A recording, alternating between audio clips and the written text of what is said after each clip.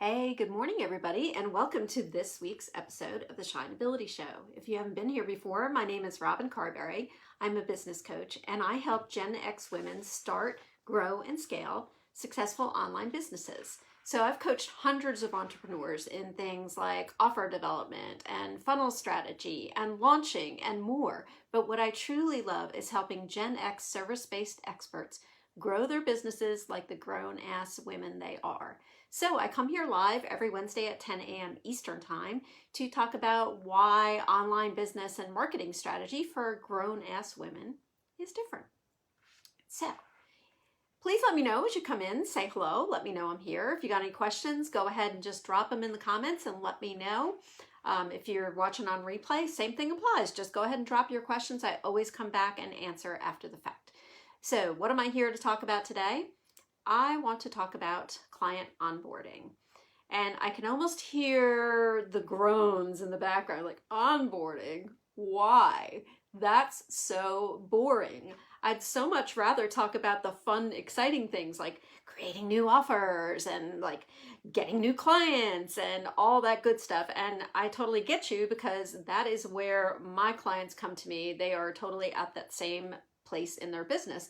And those things are fun. Creating new offers is fun. The creative stuff, like when you have your own business, that is who you are. That's where you come from. You are all about the new, exciting, fun things that you can do out there.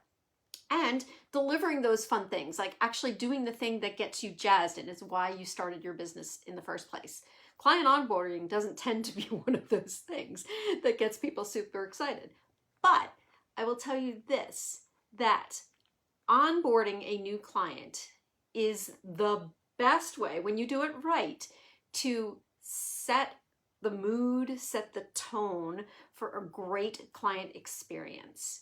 It is like, it's like when you meet somebody the first time, that first impression, that's the most important thing, right? You screw it up on the first impression, you spend time, a lot of time and energy trying to remedy that after the fact. So your client onboarding is not necessarily your very first impression, but it's the first impression after the client has said yes to whatever it is that you're going to provide to them. So we want that to be a great experience. The second reason onboarding is important is if you do not already have systems in your business, this is a great place to start. You want systems for things that are repeatable, that you do over and over again. So you create consistency, but you also make it much more efficient and you stop wasting time and money trying to reinvent the wheel each time you do that repeatable thing. And client onboarding is a great and simple example of where you can establish a system in your business. So I want to share 6 tips with you for how you can use client onboarding to create an awesome experience.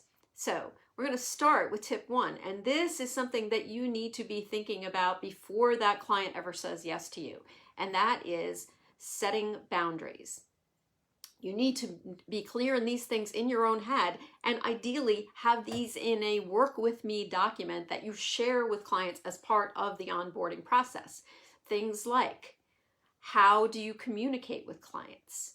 What is your method of communication? Are you an emailer? Are you a Voxer? Are you a DMer? How do they ask questions? How do you communicate questions to them? What are those methods of communication? Be clear about those. So you're not responding to clients in 5 different channels and losing track of exactly what the thread is. The second thing is, what is the turnaround time that they should expect from you when they reach out to you with a question or something that you need to respond to? What should they expect in terms of turnaround time? What are your business hours? What are the days that they should expect to hear from you? The time periods that they should expect to hear from you? You lay all these out, you set your boundaries internally, you lay all these out for your clients as part of the onboarding process. Then it just makes things simple for them. They know how to communicate with you. They know when they should expect to hear from you. They don't have to wonder or be concerned or try all the different channels to try and figure out how they should be in touch with you. So that's the first thing, setting boundaries. The second tip is be consistent in how you onboard each of your clients and what you provide to each of your clients as part of that onboarding experience. So this is back to starting to create a system to make it simple for you. What are the documents that you provide to clients each and every time you onboard them? And if you don't know that, now's the time to figure that out. It's not simply an invoice and a contract. So no matter what it is, what service that you provide for a client, there are going to be things that you're going to need from that client in order to deliver. So maybe you even have multiple types of things that you do for clients. You need to be clear about what you need from clients in each and every one of those things. And this is getting into my next tip. But you want to make sure that you have all of these documents together, the how I work document, your invoice, your contract. Maybe there's a confidentiality agreement you need. Maybe there's an intake form that has to be filled out. You want to have these all in one place so you can easily refer to them and make sure that each time you onboard a client that it's consistent, that all those things are delivered. So back to, I was moving into tip number 3, which is know what you need from your clients in order to start and complete each type of project that you do.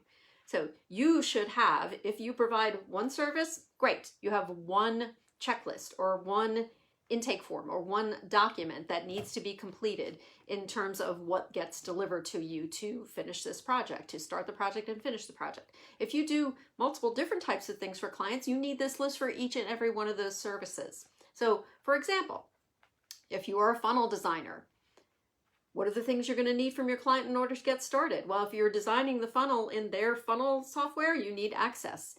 You also need copy, the sales copy or the opt-in copy for the funnel that you're building. You need to have their branding information so you know what are the correct colors and fonts that you should be using. How about images and graphics? If the client's providing them, you need those too. So you need to be clear on all of those things that you need to start and complete a project so you can let the client know from the very beginning when you onboard them what is going to be required on their end. You'd be surprised how often a client thinks that maybe something is included as part of your package and it's actually not. It's something they need to deliver. So that's tip 3. Tip 4. Map out all of the project deadlines on your calendar so you can make sure that you are staying on track and on time with that project. So this includes client deadlines as well. Client deadlines which are communicated as part of the onboarding process. So part of your piece of the onboarding process is making sure you have those deadlines mapped out. That way, when you know a client is scheduled to send you some deliverables for the project, you can reach out the day before that deadline and say, hey, just want to send you a quick reminder that these are the things that are due tomorrow. Just want to make sure that we're staying on track in terms of finishing this project on time. So, tip 5.